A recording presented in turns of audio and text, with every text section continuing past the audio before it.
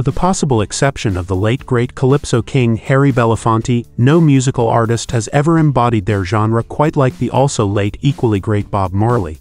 He didn't single-handedly invent reggae, but he was certainly right in the middle of its inception, and absolutely nobody did more to lift the genre from a phenomenon on the streets of Kingston to permanent residence in clubs, dance halls, and living rooms worldwide. For much of his life, Marley was a devout Rastafarian, but he embraced reggae like a religion, and millions of fans followed him as fervently as they would any religious leader. This is the untold truth of Bob Marley.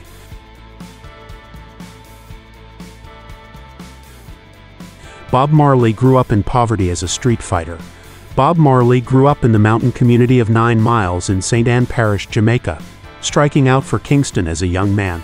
Fans of his music know that he often references Trenchtown, the Kingston settlement in which he came of age, but even they may be appalled to learn how it came by its name. The settlement was comprised of low-income government developments and burned-out squatter residences, and it earned its name by virtue of being built on top of a literal sewage trench. As one might imagine, the area was home to a goodly number of street toughs, known as rude boys, and while Marley didn't put himself in this category, he wasn't afraid to throw down with them. According to Marley's website, it was because of his skills as a street pugilist that he came by a nickname that would stick with him for pretty much his entire life, Tough Gong. This is the name of the record label he would eventually found, one which would become a driving force in spreading reggae music to an international audience.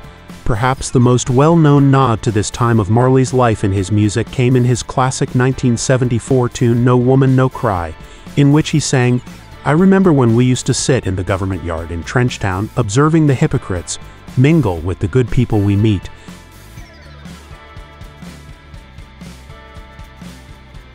An unfortunate welding accident gave us his music career.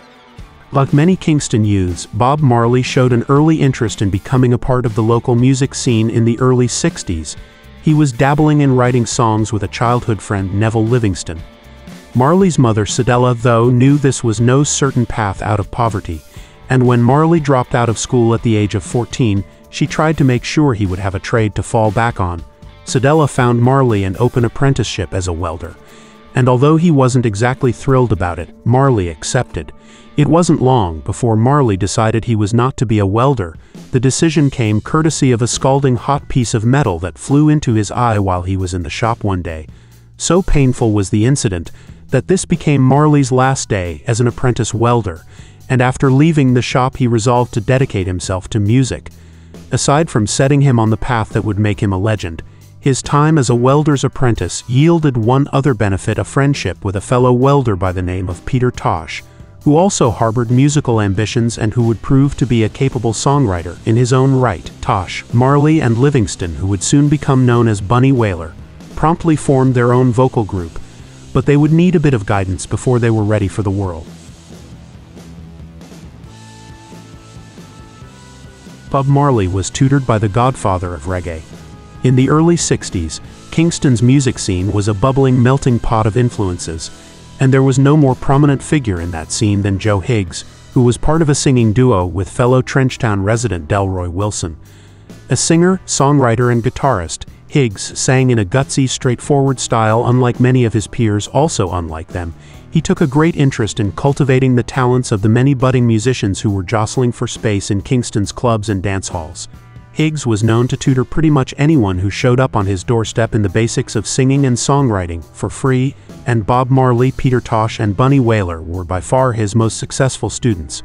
As a successful musician himself, Higgs imparted his mentees with the type of knowledge that could give them some polish, such as the concept of breath control, how to compose melodies on guitar, and how to write meaningful lyrics. When Marley and the Wailers began to experience success, Higgs refused to ride their coattails, staying largely in the background. When the band underwent some lineup changes in the early 70s, he did join them on a tour of the US and co-wrote the tune Stepping Razor, which would become a solo hit for Tosh.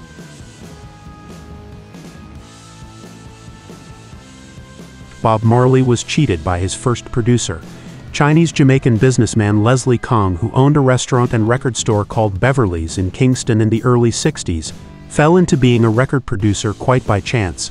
One day, a teenager calling himself Jimmy Cliff wandered into Kong's store. An aspiring singer, Cliff figured he needed a successful businessman to fund his recording endeavors.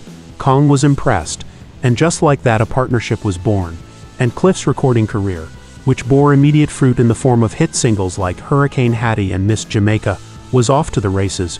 Before long, Cliff was acting in an A&R capacity for Kong's fledgling record label, and in that capacity, he introduced Kong to Bob Marley, who made his first recordings for the budding mogul. Unfortunately, Kong shamelessly underpaid Marley for those recordings, shelling out only a paltry $20 to the singer.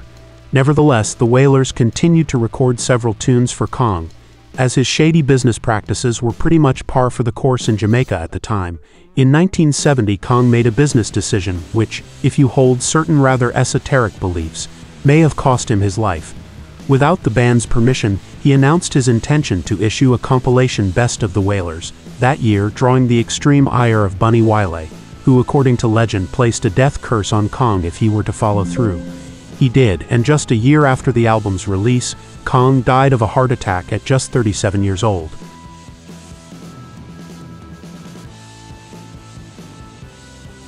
Bob Marley was a relatively late convert to Rastafarianism. Bob Marley was living in Delaware when an important milestone in Jamaican history occurred, Groundation Day, April 1966, which is still celebrated by faithful Rastafari today. On that day, Haile Selassie, the Emperor of Ethiopia, visited the island for the first time, touching off a frenzy among the populace. By way of brief explanation for the uninitiated, Rastafarianism began in the early 20th century in Jamaica. It draws from a number of religious and political belief systems, but put simply, its adherents believe Africans displaced by the slave trade to be exiles in the corrupted outside world, and await their eventual return to Africa in accordance with their interpretation of the New Testament's Book of Revelation. At that time a seat of power in Africa, Ethiopia was believed to be a holy land and its emperor Selassie to be the literal second coming of Christ.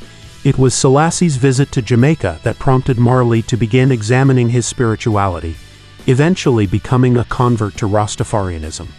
By this time he was already in his early 20s, but his religious conversion would, of course, have a profound impact on the remainder of his life, to say nothing of his music. When Marley returned to Jamaica to reform the Wailers in the late 60s, the band had a new direction, but a few more difficult years lay ahead.